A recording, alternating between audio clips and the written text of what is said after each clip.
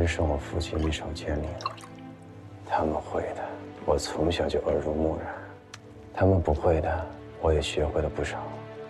放心吧，龙叔。我已经把你的伤口用衣架粘好，再用人皮覆盖，看上去与寻常人无异。除非贴近观察，否则不会让人发现。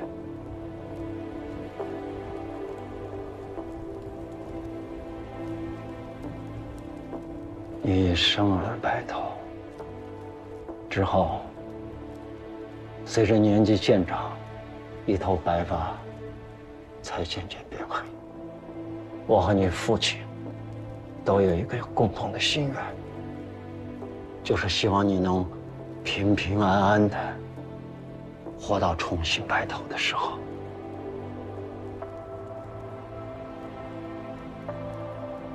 孩子，活着回来。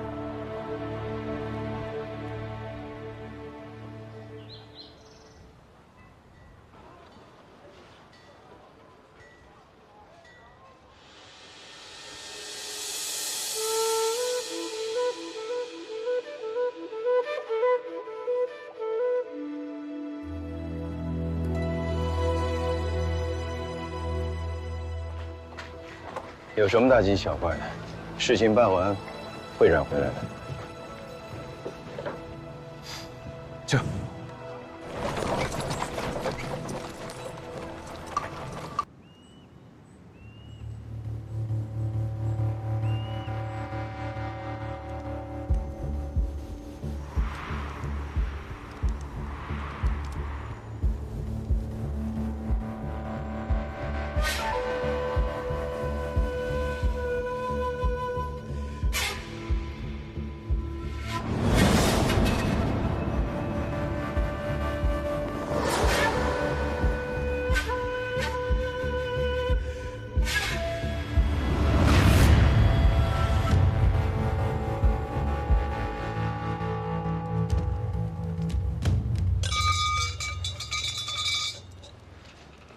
站住！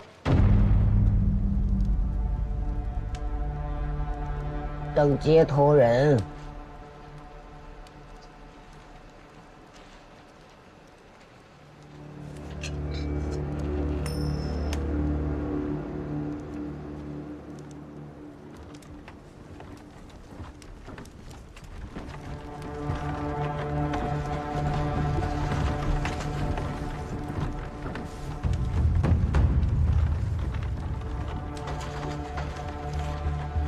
让一让。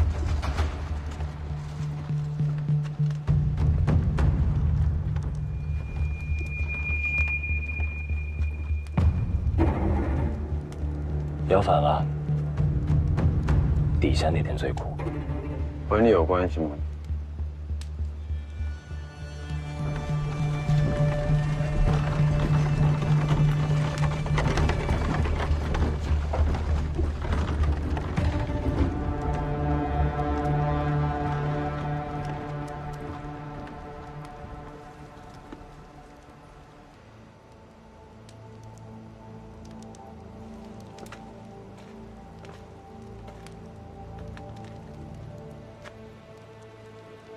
嘿，你杵这半天了，赶紧带走吧。王兴，跟我走吧。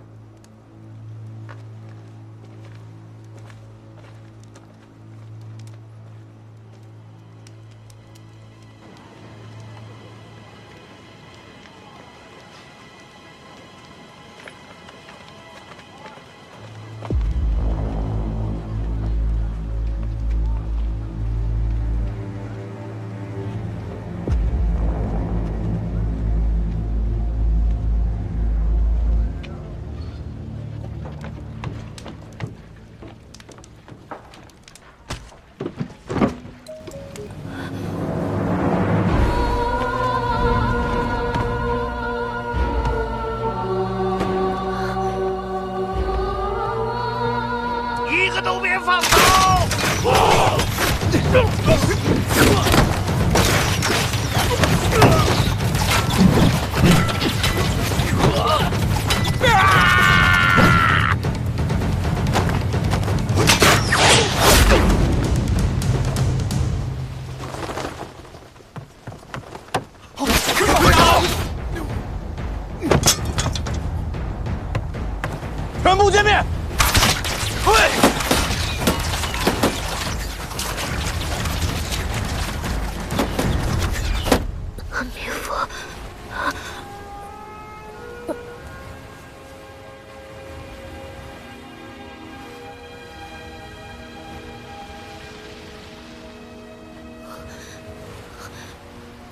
德留下了3个我不认识的字。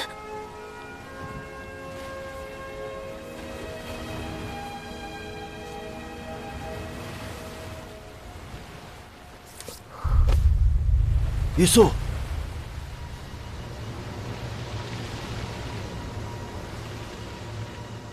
狄仁杰力通外敌，全体上阵！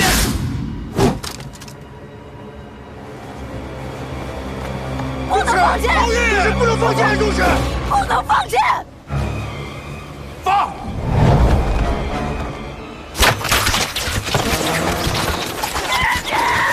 刘伯！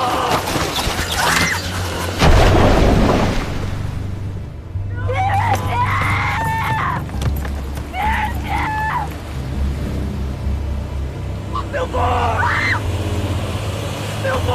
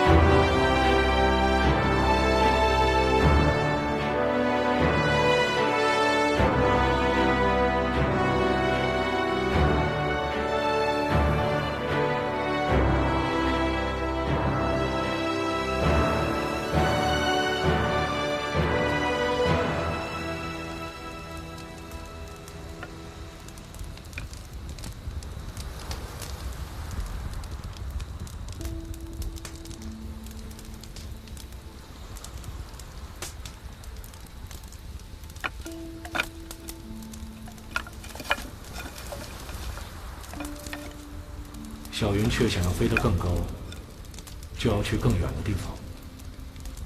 出去走走吧。困在这个笼中，终究是只能供人玩耍。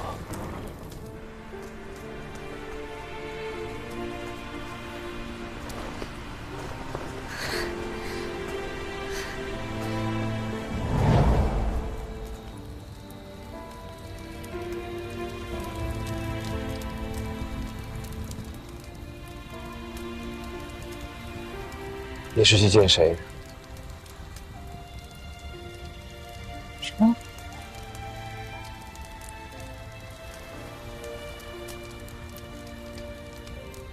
冒着那么大的风险上船，你要见谁？那个人很重要吧？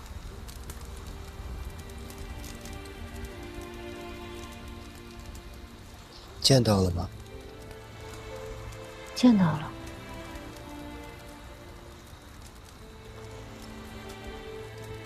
我们接下来怎么办？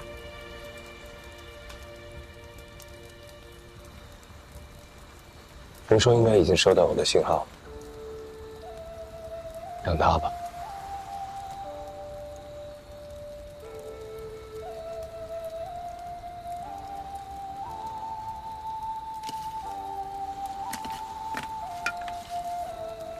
我看冥府对生火扎营甚是熟练，应该去过很多地方吧？去过塞外。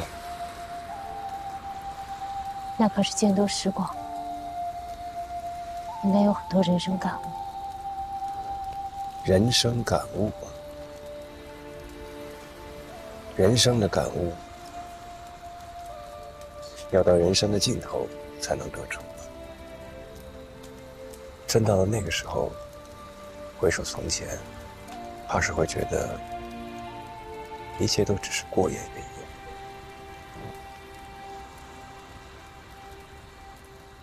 是啊，一切都是过眼云烟。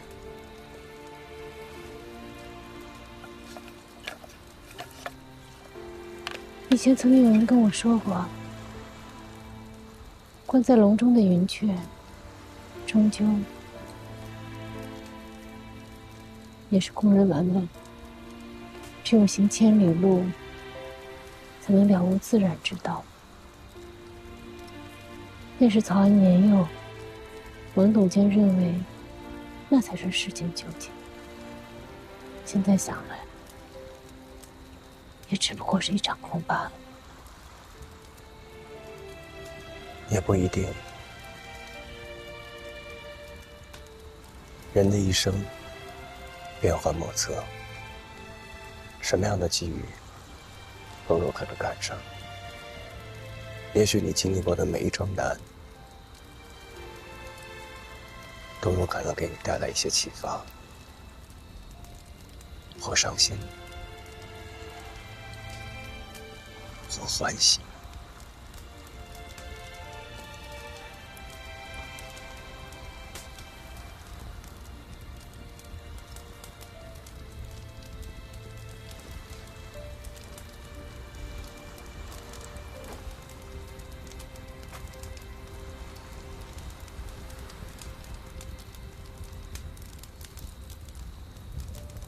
我去捡叶柴。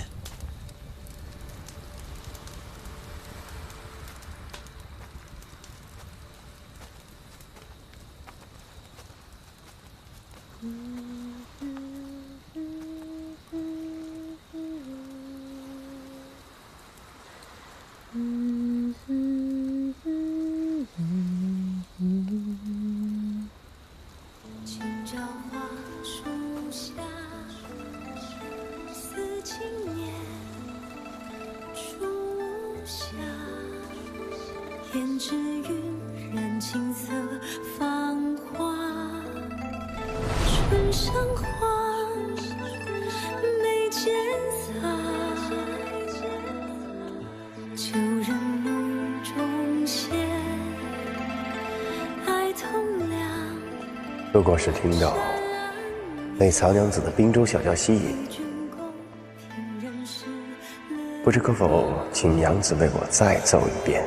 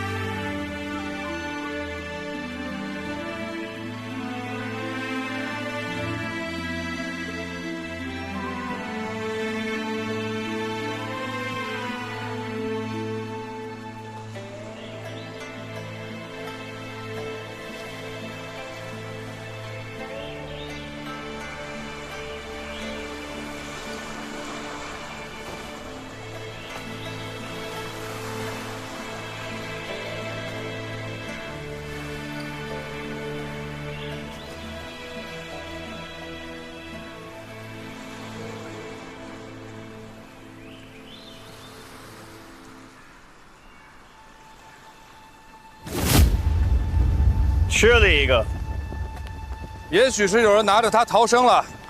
你可认得此人？认得就是他，王立德。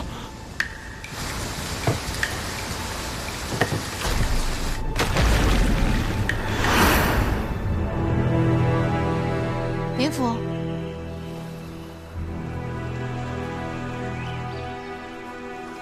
是王立德。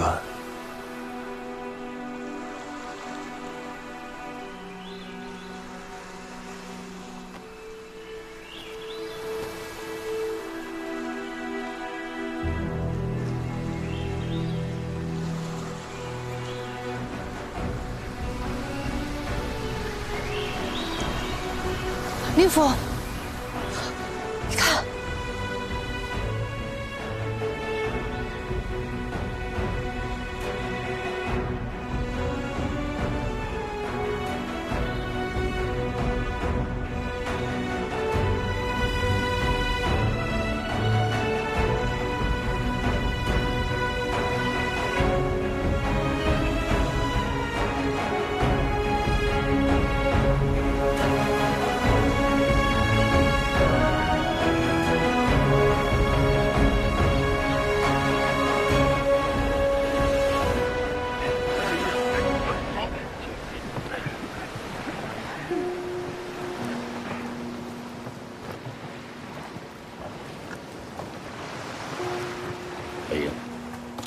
按照你给我的书信，我真的找到了小岛，这就是你让我找的黄道仪。幸亏几年前有人县令喜欢夜观天象，在藏书阁里有一台，现在都锈蚀了，我鸡毛长工匠修了一下，不知道还能用不能用？可以。历法书呢？哦，都在这儿呢。能找到的旧黄历都在这儿。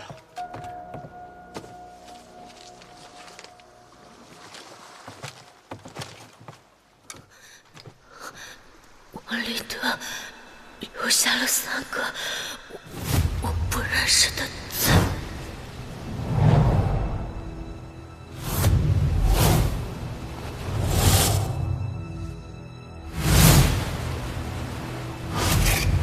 于素说过，王立德会抚琴，王立德私贩黄金，必然跟京城的人有来往。于是，他便学会了这京都流行的新琴谱。琴谱上的字既提示了指法，又暗含了2个数字。10代表的是琴的徽位，琴有13徽，千心板一共有12块。这13个数字，足以把千心板包括进来。这个10就代表第10块千心板，对，叫10指。下面这个4呢？4代表的是琴弦，琴有7根弦。这个季节，船员出海，无非要观测6、7个星座。从左往右数的话，第4个便是织女星。哦，那就是说，用这第10个千星板对准天上的织女星是吧？只要测出3处星辰，再比对航路图，便可以推出王立德留下黄金的位置。那剩下的2个字，没来得及。那岂不是测不出来吗？那王立德貌似是个粗人，可他一定研究过蓬莱的潮汐，或者他背后的人研究过，那个人就是凶手。市舶司我去查过了，那天晚上跟意思是出航的士兵说，意思是的命令是夜巡，但是船上多了一名神秘客，说是意思是的贵宾。此人上船以后一直蒙着脸，士兵们看不清他的面容，所以叫神秘客。明白了，全明白了。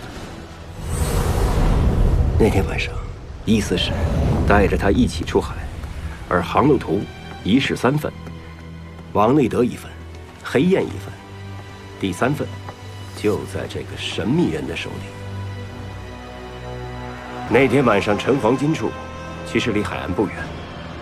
潮汐志上记载，这里每过100年便会发生一次奇异的大潮汐。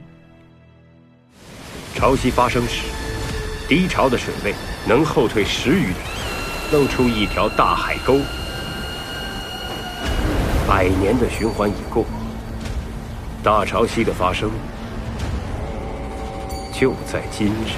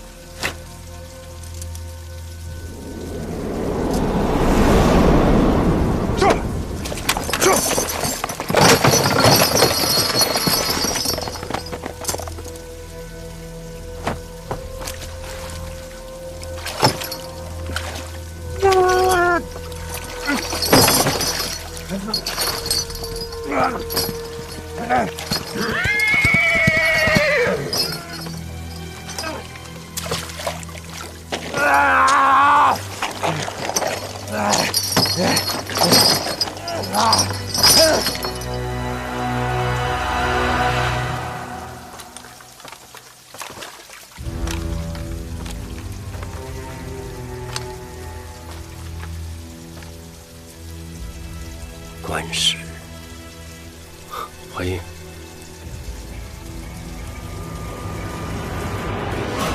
黄金，你看，这黄金真的不少啊！这黄金全都被我找到了。来，帮个忙，这案子咱们破了，破案了！哈哈哈哈！帮个忙啊！来呀！样的是你扔到海里的。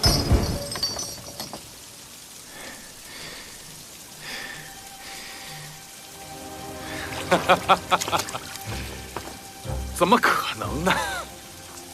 别装了，这本就不是一起黄金走私案，这是一起军械走私案。黄金只是用来交易的。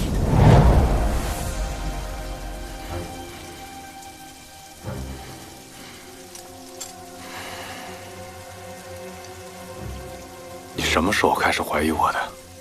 从玉素在我手中留下那个字开始，所有的线索都串起来了。就凭一个字，你就断定我是杀人凶手？凭这箱金子还不够吗？王立德在蓬莱帮百济人走私军械，军械的卖家是朝中那些反对皇后的大臣，而你是他们派出来的中间人。很长一段时间以来，你们的走私渠道通畅，你甚至还教了他一些京城琴谱的记谱法，便于走私黄金时联络。不过这一次，王立德遇上麻烦了，黑燕的人找到了他，要他帮助齐劫这笔黄金。他知道黄金换军械牵涉朝中权贵，他得罪不起。可黑燕的人手段残忍，他同样不敢回绝。他思前想后，决定向你坦白，向你求助。你这是怎么了，玉兄？前2日黑燕的人找到我，说是要接单船上的黄金，并且答应分给立德一份。如若立德不答应的话，恐怕立德必有一死。他想求你借助朝中权贵的势力，将黑燕踢出蓬莱，这样他就可以继续黄金的走私。可你听到之后，却生出了另一个可怕的主意。你和王立德约好了一个海上地点，那个地点是你跟他的秘密。所以航路图一式3份，你1份，王立德1份，黑燕1份。只不过在黑燕的那份航路图上是没有那个地点的。这也就是你打算独通黄金的地方。王立德按照你们的计划，迷晕了黑燕的船员。王立德途中在小岛停留，是在等待和你约定的时间。可当你上船的时候，他发现你没有带一兵一卒，他便起了疑心。怎么就来了你一个？你带的人呢？他们都在后面的大船上，随后就到。船舱里面我都已经解决完了。黄金呢？这边。怎么放在这里？越是明显，越是不会引人生疑。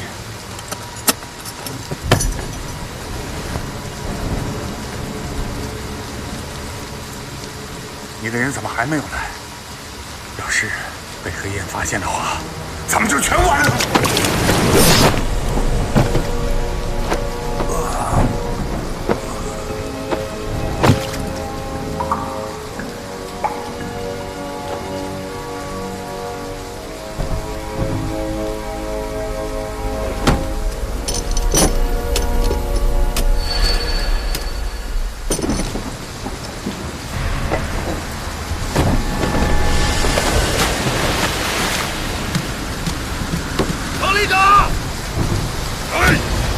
王立德坠海是个意外，不过你并不担心。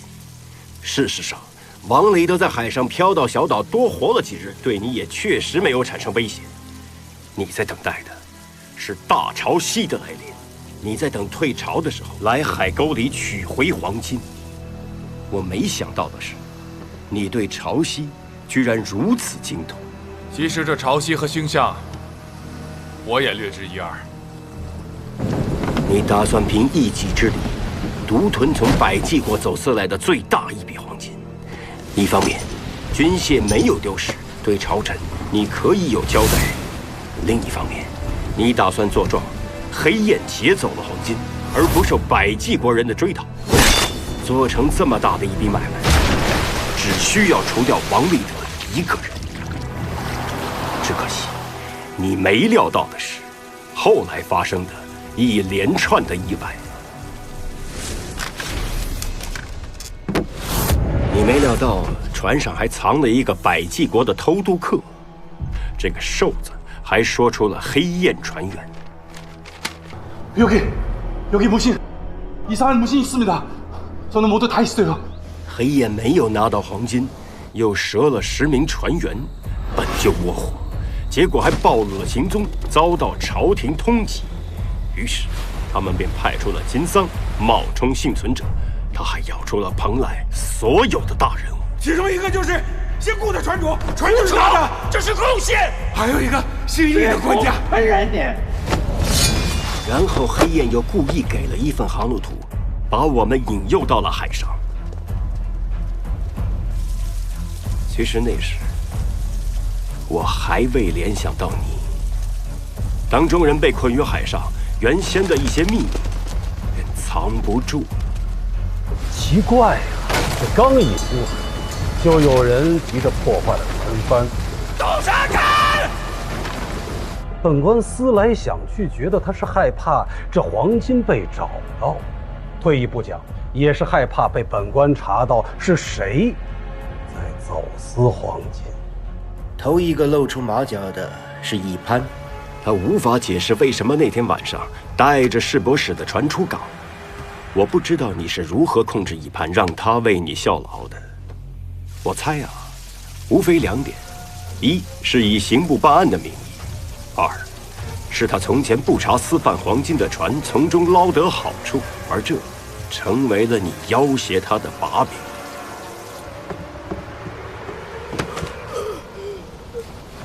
有人想杀易四世和我灭口。黄金船出事的那一晚，易四世陪一个神秘人出了海。那人是谁？他不肯说，说泄露了秘密。 会掉脑袋！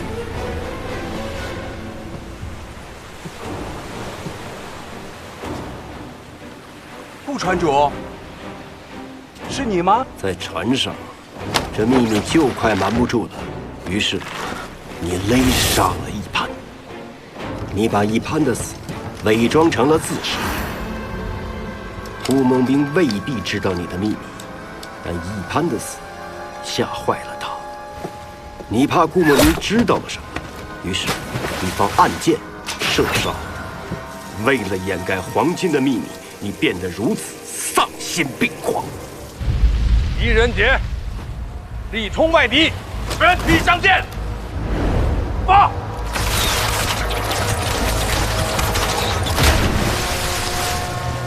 我万万没想到，你最后一个想杀的人是我。 为什么？为什么这箱金子让我的朋友变成了一个恶魔？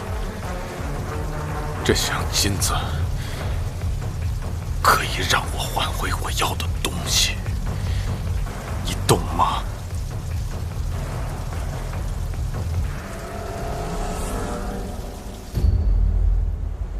洪亮，多亏你及时派船营救本官。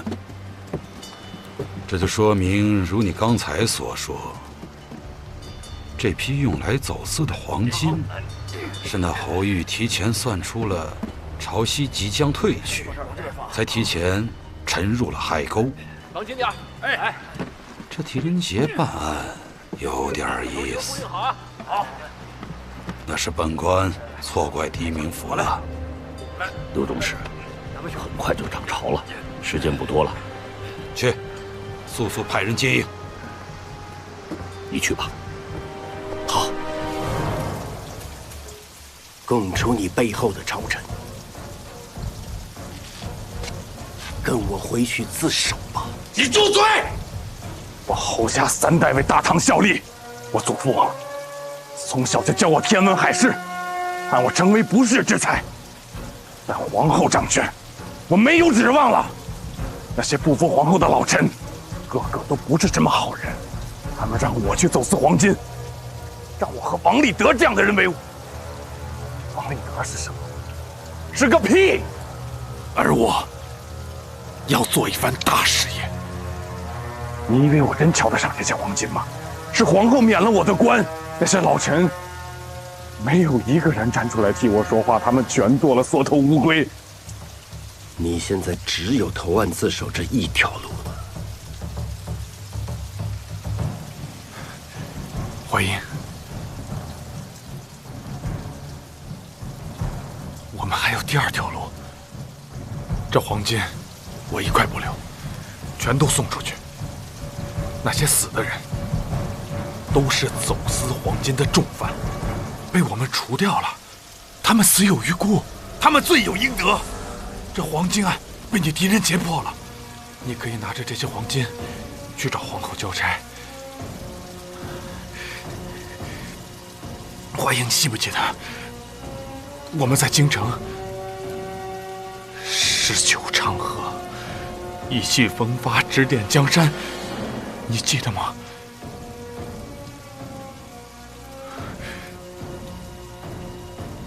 帮我一次好吗？放了我。